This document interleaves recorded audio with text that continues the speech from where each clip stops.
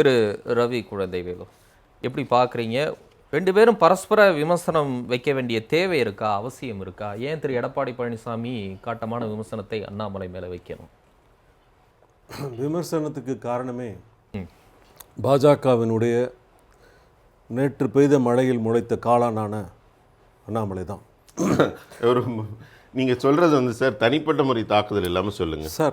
எங்களுடைய கட்சியில என்ன பேசணுங்கிறது நீங்க எடப்பாடி டிக்டேட் பண்ணாதீங்க. பிஜேபி வந்து அதிமுகவுக்கு டிக்டேட் பண்ற அளவுக்கு இல்லைங்கிறத ஃபர்ஸ்ட் நீங்க புரிஞ்சுக்கணும். அது சரி சரியா? தமிழ்நாட்டுல பிஜேபிங்கிற ஒரு கட்சி இருக்குங்கிறத அடையாளப்படுத்தினது யார் அப்படின்னா அண்ணா திராவிட முன்னேற்ற கழகம் தான். அது மாதிரி நீங்க புரிஞ்சுக்கிட்டு அதற்கேற்ற மாதிரி நடந்திருந்தீங்கன்னா இன்னைக்கு உங்க நிலைமை வேற. இன்னைக்கு ஆதரவு கேட்டு இவங்களை அவங்களை எல்லாம் போய் நீங்க மத்தியில கெஞ்சிட்டு இருக்க வேண்டிய நிலைமை வந்திருக்கு. யாரையும் கெஞ்சலீங்க. நீங்க தனிப்பெரும் மெஜாரிட்டி, நாங்க இத்தனை சீட்டு வாங்குவோம் அத்தனை சீட்டு வாங்குவோம் நீங்க பேசிட்டு இருந்த நீங்க எப்படி எந்திரிச்சு கும்பிட்டு போட்டீங்க, என்ன பண்ணீங்க அப்படிங்கறது எல்லாரும் பார்த்தாங்க. அதே மாதிரி என்ன முக்கியத்துவம் கிடைத்தது, என்ன நடந்தது என்பதை உலகம் எல்லாரும் பார்த்துட்டே தான் இருக்காங்க. ஆகவே எங்களுடைய கட்சிக்கென்று தனி ஒரு சரித்திரம் இருக்கிறது, வரலாறு இருக்கிறது. அந்த சரித்திரத்தை வரலாறை தெரிந்து கொண்டு எங்களை பற்றி நீங்கள் விமர்சனம் செய்ய வேண்டும். நீங்கள் மத்தியில் ஆட்சி செய்வது இருக்கலாம், நாங்கள் இல்லை என்று கூறவில்லை.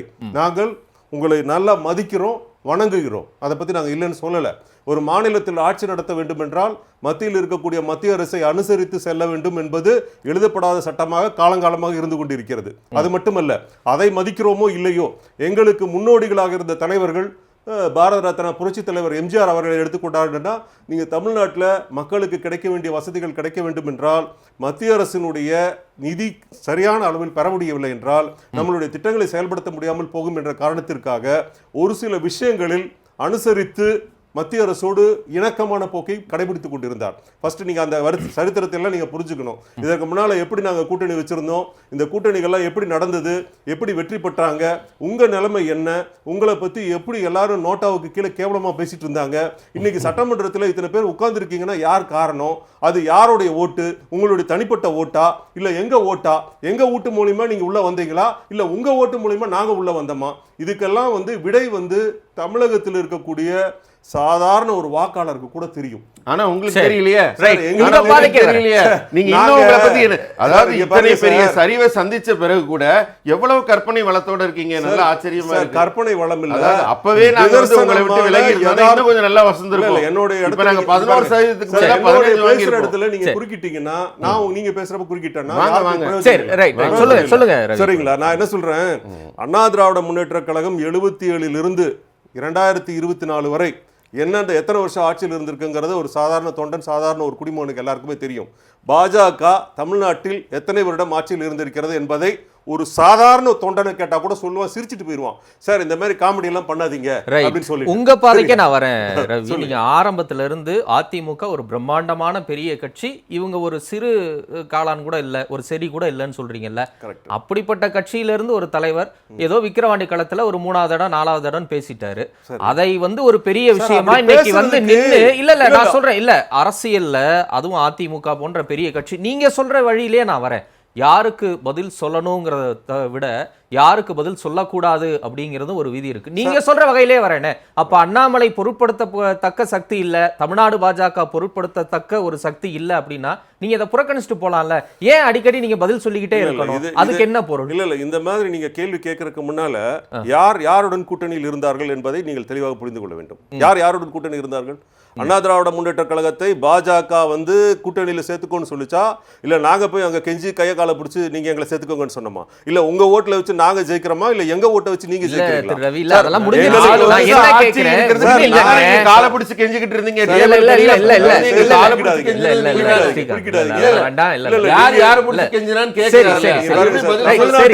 யூஸ் பண்ற வார்த்தை அவரு ஒரு கண்ணியமா பேசினாரு. நான் கவனமா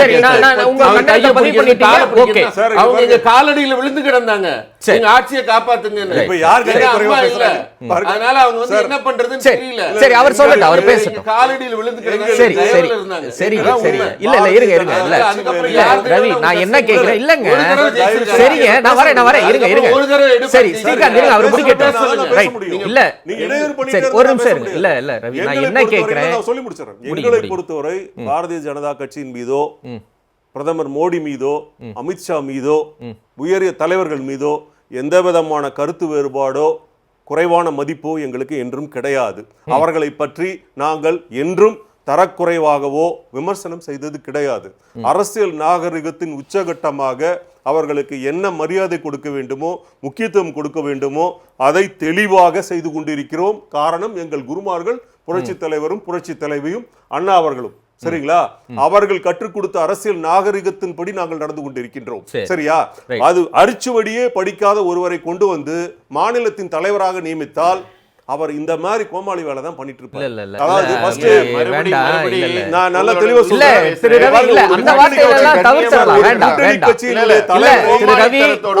நீங்களும் அரசியல் பாரம்பரியத்துல வந்தவர் தான், அந்த வார்த்தையை தவிர்த்திடலாம்.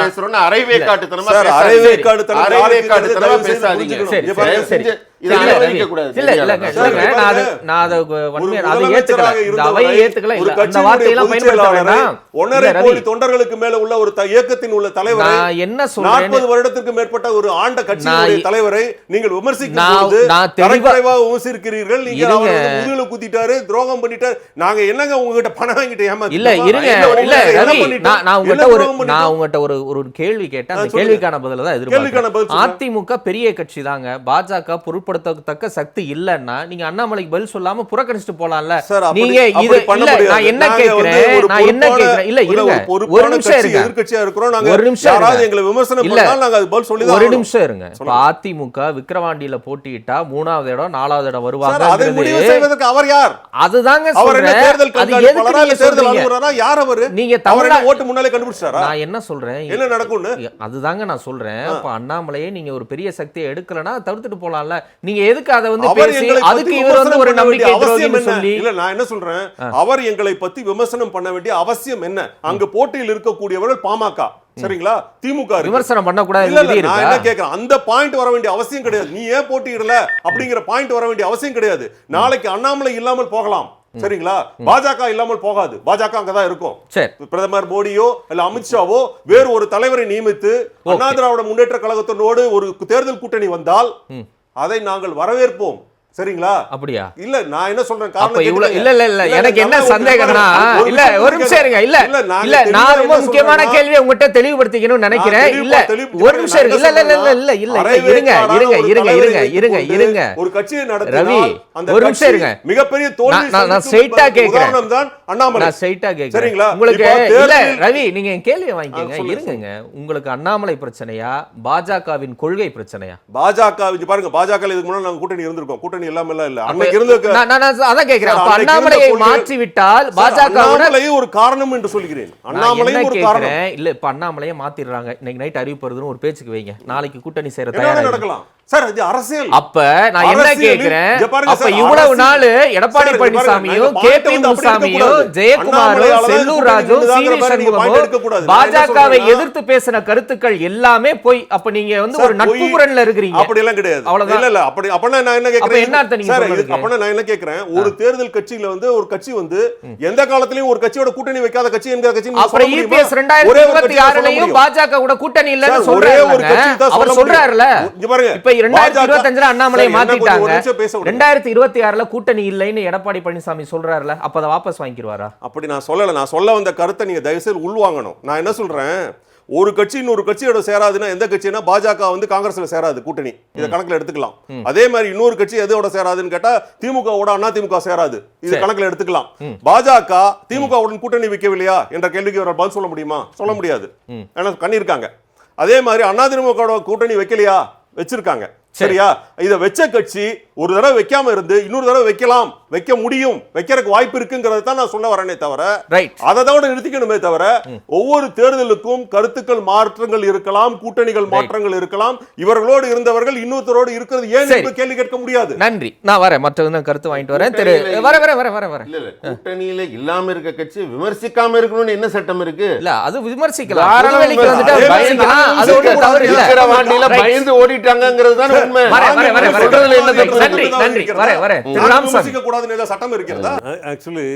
அண்ணாமலை அவர்கள் தினகரனை கொண்டு வந்து தினகரனை கிட்ட கட்சியை ஒப்படைப்பேங்கிறாரு. அந்த தினகரனை அரெஸ்ட் பண்ணி யார் பண்ணது? எந்த கவர்மெண்ட் பண்ணது? பிஜேபி கவர்மெண்ட் பண்ணது. அதுக்கப்புறம் பார்த்தீங்கன்னா அவர் மேலே இருக்க ஃபெரா வழக்குகள், அது ஒரு பக்கம். இன்னொரு பக்கம் அவர் வந்து ஜெயிலுக்கு போயிட்டு வந்ததுக்கப்புறம் என்ன பேசினாரு, பிஜேபி கட்டி ஒழிச்சு கட்டிடுவேன்னு சொன்னார். ஒழிச்சு கட்டிடுவேன்னு சொன்னவர்கிட்ட கொண்டு போய் அதிமுகவை இவர் கொண்டு போய் கொடுக்குறேன்னு இவர் பேசுகிறாரு. அது ரொம்ப கரெக்டான பேச்சு. அதற்கு அடுத்தபடியாக அதிமுகவுக்கு எதிராக போய் ஓட்டு போட்டு ஒரு தலைவர் வந்து இருக்கார்.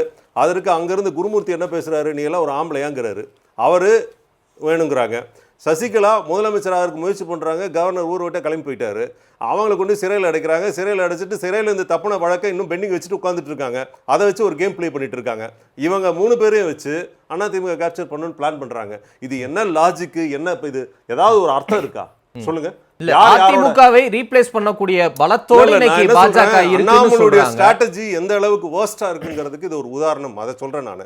அதாவது யார் வந்து பிஜேபி ஒழிப்பேன்னு சொன்னாங்களோ அவங்க கிட்ட கொண்டு போய் அதிமுக கொடுப்பேன், அதிமுக அவங்க கிட்ட வரும் அப்படின்னு அவர் பேசுறாரு. யாரா? அண்ணாமலை பேசுறாரு. அதற்கு அடுத்தது ஓபிஎஸ் வந்து அதிமுகவுக்கு எதிராக வாக்களிக்கிறாரு. அது சில ஸ்ட்ராட்டஜிஸ் எல்லாம் தப்பா பேசும்போது அவர் என்ன சொல்றாரு, குருமூர்த்தி என்ன சொல்றாரு, இவரெல்லாம் ஒரு ஆம்பளையா அப்படிங்கிறாரு. யாரு? பிஜேபிக்கு சப்போர்ட் பண்ற அரசியல் நிரந்தர நண்பர்களே நிரந்தர எதிரி இல்ல சார். அடுத்தது சசிகலா வந்து வழக்குகளுக்கு போறாங்க, பிரச்சனையில போறாங்க. பத்தி பேசுறாங்களா சார்? சின்னமா பத்தி பேசுறீங்க? சின்னமா இல்ல சார், எங்களுக்கு சசிகலா தான். உங்களுக்கு சின்னமா இருக்கும். ஏன்னா நீங்க இப்ப அவங்களோட கூட்டணி மாறிட்டாங்க. அதான் உங்களுக்கு இப்ப கூட்டணி ஆயிட்டீங்களா? அதனால தியாக தலைவின்னு சொல்லாம இருக்காரு, பாராட்டுங்க அவரை. பாருங்க தியாக தலைவின்னு சொல்லாம இருக்காரு, அதுக்காக பாராட்டுங்க. சரி சொல்லுங்க. அது போல எந்த ஒரு உறுதியான ஸ்ட்ராட்டஜி பண்ணாம இருக்கிற கூட்டணிகளை குலைத்து இவ்வளவு மோசமான நிலைக்கு கொண்டு வந்து நிறுத்தியதின் பெரும்பங்கு அண்ணாமலையை தான் சாரும், வேற யாரையும் சாராது. அண்ணாமலை கற்றுக்கொள்ள வேண்டிய விஷயம் இன்னும் நிறைய இருக்கிறது. அதை கற்றுக்கொண்டு தலைமையேற்று நடத்தினால் அந்த கட்சி சிறப்பாக செயல்படும். அவர் மோடிக்கும் நல்ல பேர் கிடைக்கும், அமித்ஷாவுக்கும் நல்ல பேர் கிடைக்கும், அந்த கட்சிக்கு ஒரு நல்ல பேர் கிடைக்கும். அதாவது ரொம்ப தேவையில்லாத வார்த்தைகளை உதிர்த்து அரசியல் அநாகரிகத்தின் உச்சகட்டத்திற்கு சென்று பிஜேபியில் இதற்கு முன்பு எந்த தலைவர்களும் இது போன்ற ஒரு வார்த்தைகளை பிரயோகிக்காத அளவிற்கு உபயோகித்ததனுடைய விளைவுதான் இவ்வளவு பிரச்சனைகளுக்கும் காரணமே தவிர அரசியல் நாகரிகத்தை அருமையாக அற்புதமாக கடைபிடித்துக் கொண்டு இன்று வரை ஒழுக்கமாக நாங்கள் பதில் சொல்லிட்டு இருக்கிறோம், கரெக்டாக பேசிட்டு இருக்கிறோம். சரிங்களா? கூட்டணி வந்து பேசுறதுக்கோ இது பண்றதுக்கோ நாங்கள் வந்து தனித்து நிற்கிறதுக்கு தயார். ஆனால் பிஜேபி தனித்து நிற்க தயார் என்ற சவாலை வெளிவிட தயாரா இருந்தாருன்னு வச்சுக்கோங்க, அந்த சவாலை நாங்கள் தந்திக்க தயாரா இருக்கோம். அந்த அவருக்கு அந்த திராணி இருந்ததுன்னா அதை முதல்ல அவர் சொல்ல சொல்லுங்க.